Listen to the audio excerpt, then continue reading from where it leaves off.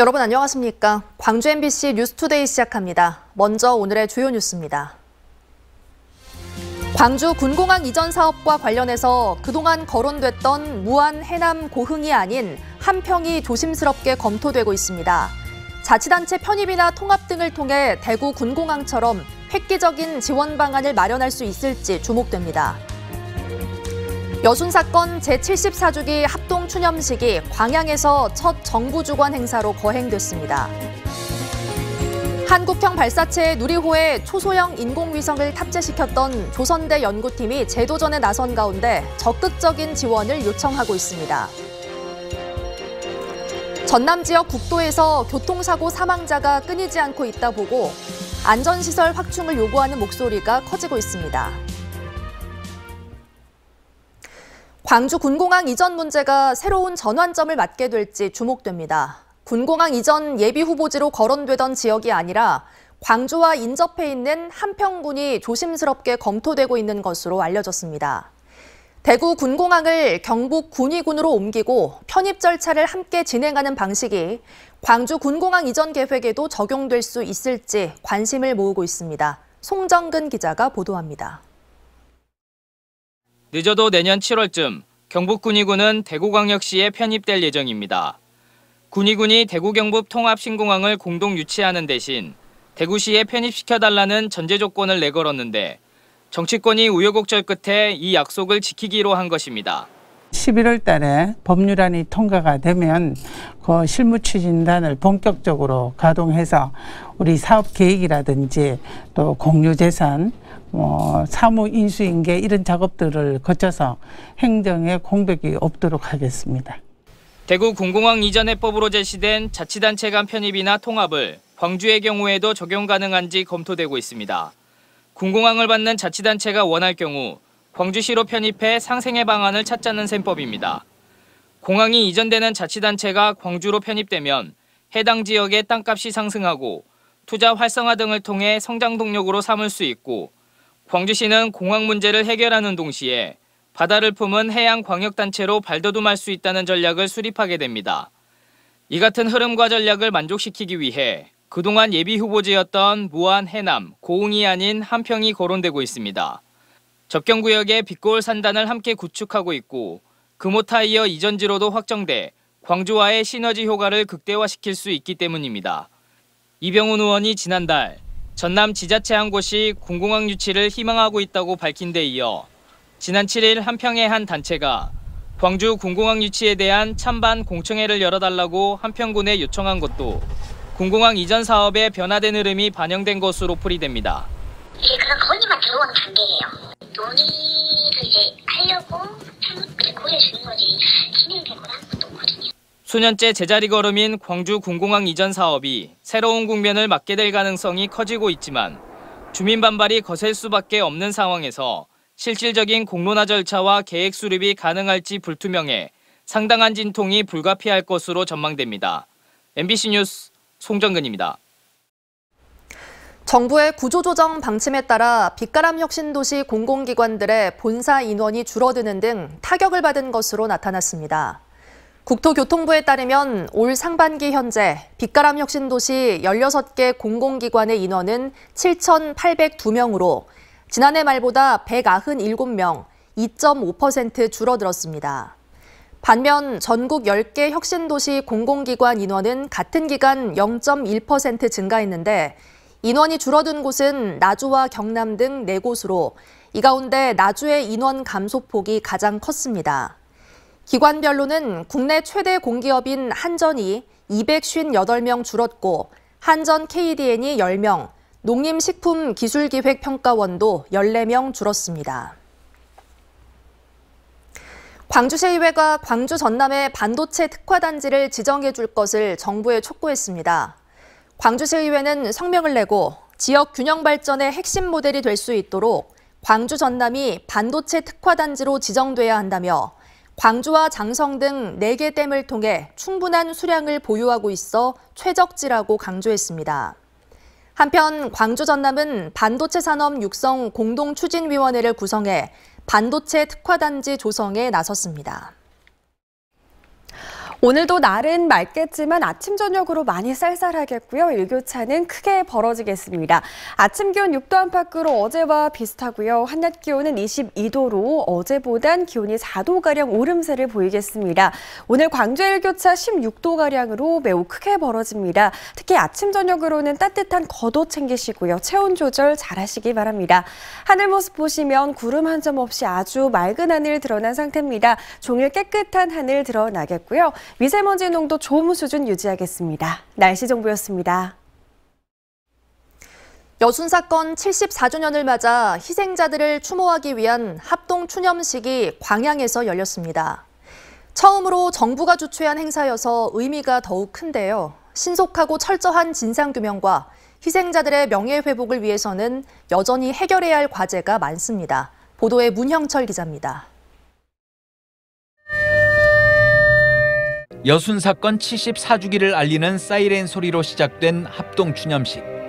단상 위에 하나둘 국화가 놓여지고 참석자들은 고개를 숙여 희생자들을 추모합니다.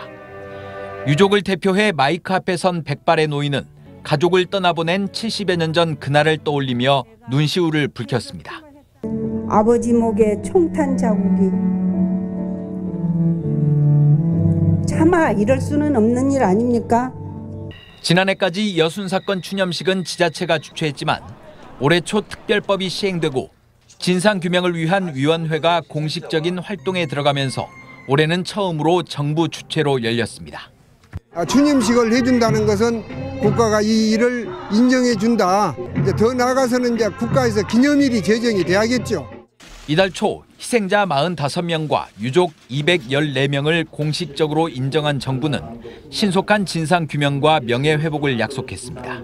그에 합당한 보상이라든가 희생을 추념할 수 있는 그런 여러 가지 사업이라든가 기념행사 이런 것들을 많이. 하지만 유족에 대한 지원과 억울함을 풀어줄 직권 재심을 위한 법 개정 작업은 기약 없이 미뤄지고 있고 일부 유족들은 당시의 트라우마에 시달려 피해 신고조차 꺼리고 있는 실정입니다. 개별 방문을 해서 말씀을 드리려고 합니다만은 너무 무서웠답니다. 그간의 연자제나 이런 것으로 해서. 이 같은 문제를 해결하기 위해 피해 지역 가운데 3곳에 대해 직권 조사를 추진하기로 했지만 조사 인력이 턱없이 부족해 결국 한 곳만 진행하게 됐습니다. 진상규명위원 15명 가운데 상임위원이 1명도 없다 보니 전문성과 책임성도 떨어질 수밖에 없습니다. 5.18 진상규명위원회, 진실화해위원회처럼 지금 직제가 확대되지 않고는 진상규명과 희생자 명예회복이 요원할 수 있다. 한편 여순 사건 진상규명위원회는 다음 달 2차 유족 및 피해자 결정을 위한 심사를 진행할 계획입니다. MBC 뉴스 문형철입니다. 진실 화해를 위한 과거사 정리위원회가 1980년 군사정권 시기 광주 MBC 기자가 불법 구금과 가혹행위를 당한 사건에 대해 진실규명 결정을 내렸습니다. 진실화해위는 당시 505 보안대 수사관들이 법적 근거 없이 광주 MBC 기자를 연행해 5일간 불법 구금했고 조사 과정에서 폭행과 가혹행위가 있었다고 볼 정황이 상당하다고 밝혔습니다. 1980년 1월 광주 MBC 기자였던 피해자는 방송 보류 판정을 받은 광주 자유총연맹 권총 도난 사건 범인 검거 관련 내용을 보도해 포고령 위반 혐의로 505 보안대에 끌려갔고 이후 기소유예 처분을 받았습니다. 진실화해위는 국가기관의 공권력을 위법하게 행사했다며 피해자에게 인권 침해에 대해 사과하고 피해 회복 조치를 취하라고 권고했습니다. 5.18 광주 민주화운동 당시 전남대 총학생 회장이던 고 박관현 열사 유족에게 국가가 배상해야 한다는 판결이 나왔습니다. 서울중앙지법 민사합의 15부는 박 열사의 유족 9명이 국가를 상대로 낸 17억 원대 손해배상 청구 소송에서 원고 일부 승소로 판결했습니다. 반독재 민주화 투쟁을 했던 박 열사는 수감 중 5.18 진상규명과 교도소 내 처우 개선을 요구하며 단식 투쟁을 벌이다 지난 1982년 감옥에서 생을 마감했습니다. 택배사 협력업체 대표가 화물차 기사들에게 운송료를 제때 지급하지 않고 있는 고소장이 접수돼 경찰이 수사에 나섰습니다. 광주 광산경찰서는 지난 7월부터 2달 동안 택배사 협력업체 대표가 운송료 1억 1천만 원을 지급하지 않고 있다는 광주 지역 화물차 기사들의 고소장을 접수해 조사하고 있습니다. 화물연대 광주본부 관계자는 구두로 근로계약을 맺어 이 같은 임금체불 피해를 당한 화물차 기사들이 전국적으로 수백 명에 달한다고 주장했습니다. 자녀 앞에서 부인에게 흉기를 휘두른 공무원을 해임한 것은 과중한 징계라는 법원 판단이 나왔습니다. 광주지법 행정 1부는 지난해 나주의 한 식당에서 부인에게 흉기를 휘둘러 전치 2주의 부상을 입힌 혐의를 받고 해임된 공무원이 나주시장을 상대로 낸 처분 취소 소송에서 원고 승소 판결 내렸습니다. 재판부는 해당 공무원의 행위가 비난 가능성이 높은 것은 인정되지만 직무 수행을 못할 정도로 문제가 있다고 볼 수는 없다며 강등해서 정직 징계에 해당한다고 봤습니다.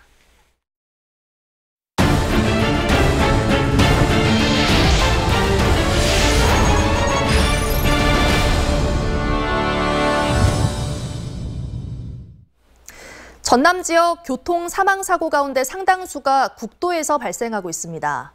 일반 도로에서보다 국도에서는 상대적으로 차량들이 빠른 속도로 운행하는 만큼 안전시설 확충이 시급하지만 현실은 그렇지 못합니다. 양정은 기자가 취재했습니다. 국도 77호선이 지나는 완도군 고금면.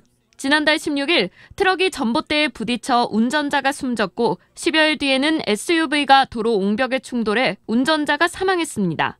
최근 2년 동안 완도에서 발생한 교통사고 사망자는 17명. 절반 이상이 고금면에서 발생한 사고 위험 구간입니다. 가드레일이나 갓길도 찾아보기 힘들고 좁은 2차선 도로가 이어지고 급커브길, 오르막, 내리막길만 20여 곳에 달합니다. 차가 밭으로 들어가 본 경우도 있고 여기서 이제 사망하는 수도 많고 아찔한 중 많지. 한평의 또 다른 국도.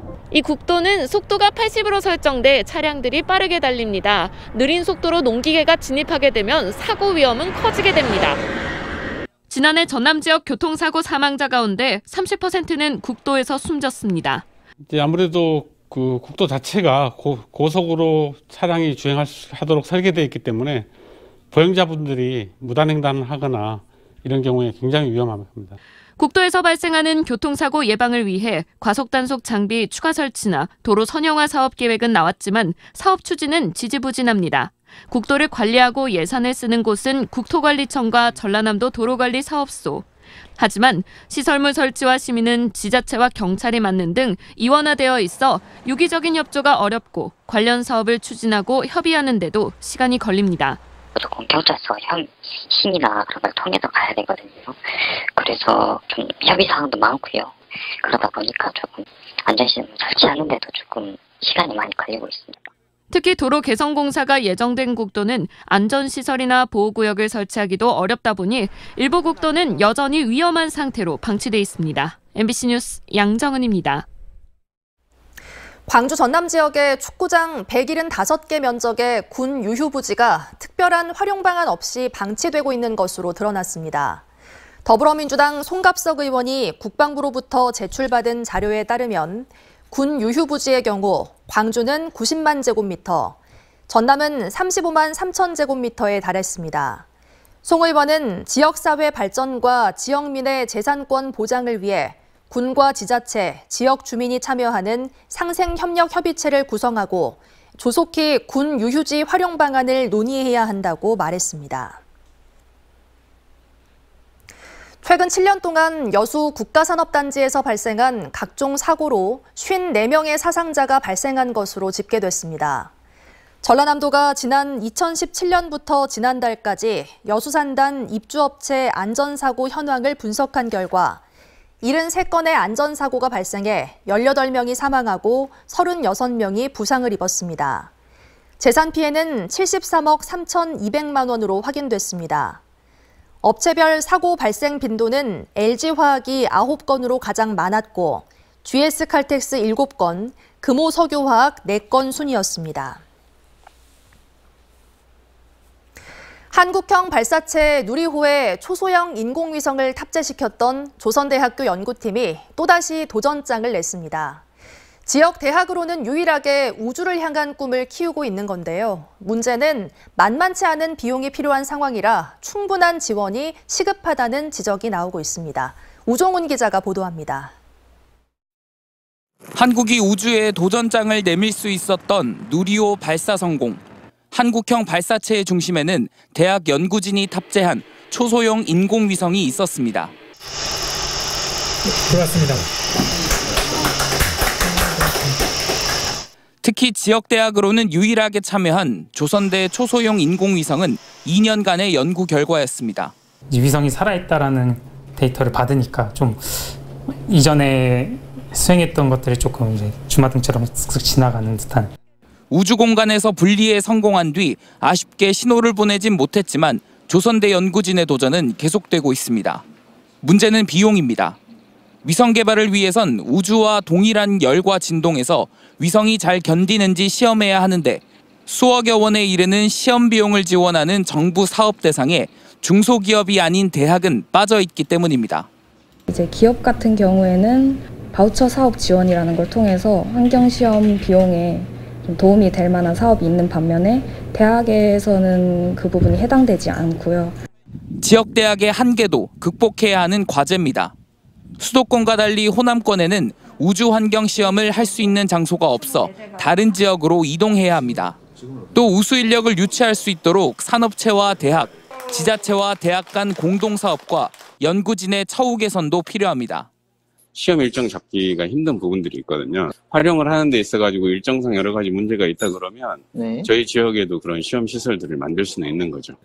조선대의 열악한 환경은 국정감사에서도 언급됐고 여야는 한 목소리로 과학기술부의 지원 방안 마련을 촉구했습니다. 제3차, 4차 누리호 발사가 계획된 상황. 항공우주 분야 강국으로 성장할 수 있도록 뿌리인 대학 연구진에 꾸준한 지원이 필요하다는 지적이 나옵니다. MBC 뉴스 우종훈입니다.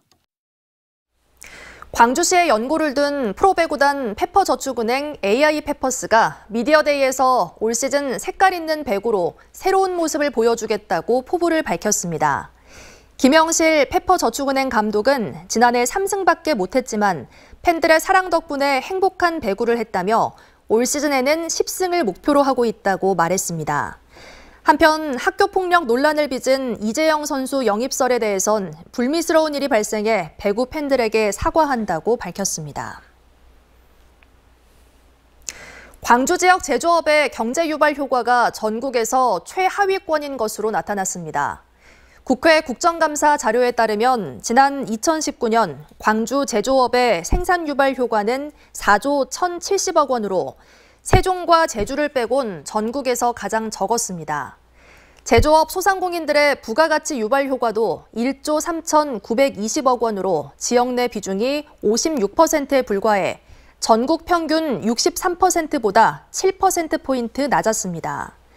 반면 도소매업의 취업 유발 효과는 90%로 지역 고용에 큰 역할을 하고 있는 것으로 나타났습니다.